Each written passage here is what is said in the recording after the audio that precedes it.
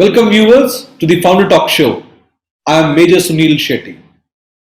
Agriculture is one of the leading sectors where technology adoption has been the highest. There are over 30 focus areas from farm mechanization to retailing that are being disrupted by technology. Today my guest is Atanu Garai, founder of SocialWell, an agri-tech startup that brings technology and consulting to power farmers. Welcome to the show, Atanu. Thank you for having me. So let's start by understanding what is SocialWell all about. SocialWell is a modern agtech startup where we focus both the business to business services and consulting, focusing on the digital agriculture, also business to consumers. So what kind of services do you provide? I know it's a platform, that is trying to bring farmers, technology together. So what are the services that farmers, can get from your startup? Absolutely. So SocialWell in the business to business segment, we bring automatic business plan generation application for the farmers collective. Today, if you look at the farmer collectives, they spend close to 20,000 to 30,000 rupees a year to generate a business plan before they can apply for a loan for a financial institution. Thanks to our application, they don't have to do that. They can just enter their basic farmers data and the app will automatically provide a business plan for them, which they can take to any financial institutions to get their loan. So this is a particular platform or product that we are aiming for 10,000 APOs that the government of India has promoted to kind of use it there. So this is one application that we are currently focusing on.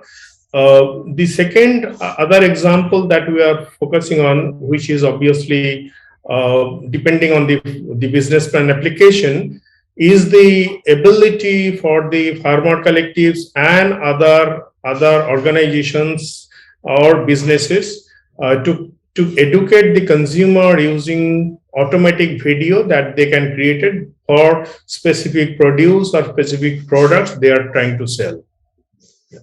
So when you talk about apps and technology, knowing that majority of our farmers are in rural belt, and also given the diversity of India, there are different languages. So how effective is that, when it comes to adoption and use by the farmers?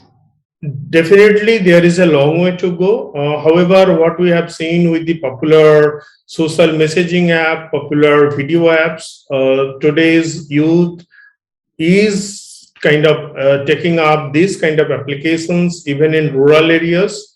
With moderate training and a very user-friendly interfaces that we provide in our applications, we are very sure the farmer collectives, their staff, and the youth farmers, they will be able to start using our applications at a scale. There is an obvious benefit to them. If they are able to use our application, they can see they can get farmer loans, for example.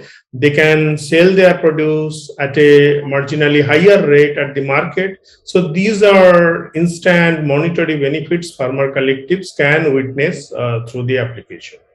Well, I agree with you that given the fact that social media is everywhere and people irrespective of the social divide or where they come from, without any training they're able to adapt to it. So also is your app that designed to be user friendly where very limited clicks one can register and start using it?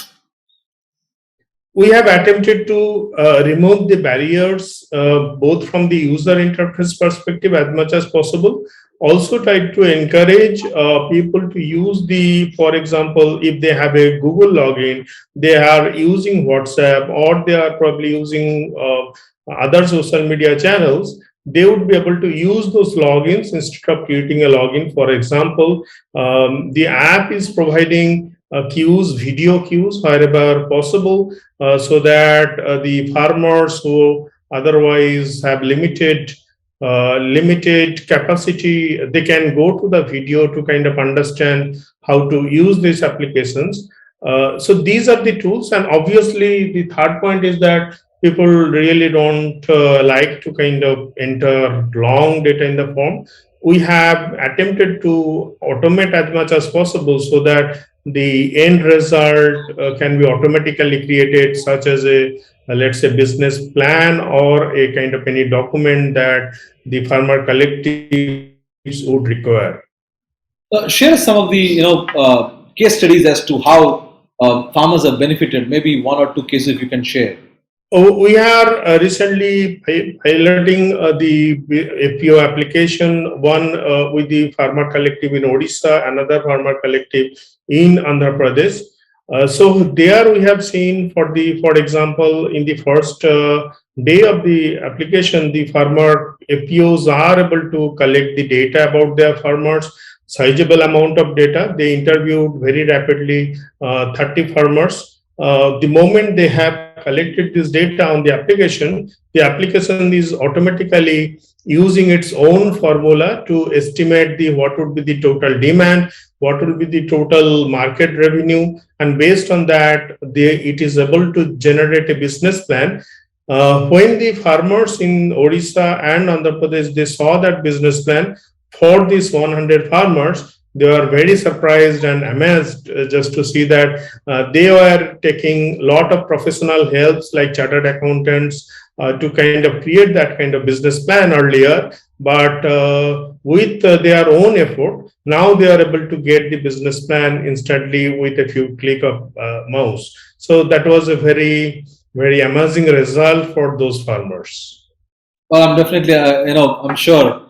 Given the fact that there is also this way where people are leaving their jobs, especially from the IT field and getting into farming.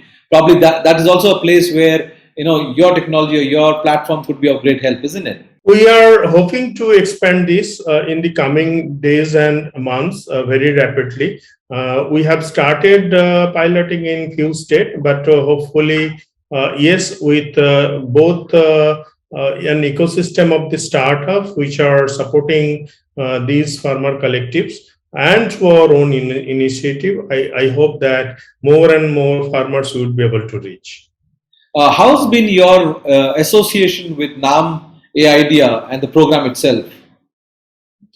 Thank you for asking that. I mean, we have been incubated for last 3 months now, and our engagement has been very fruitful in the sense so far, because I feel at least that there is a friend for any kind of trouble, any advice I can look up to. There is a very trained professional as a mentor who I can ask or clarify any doubt.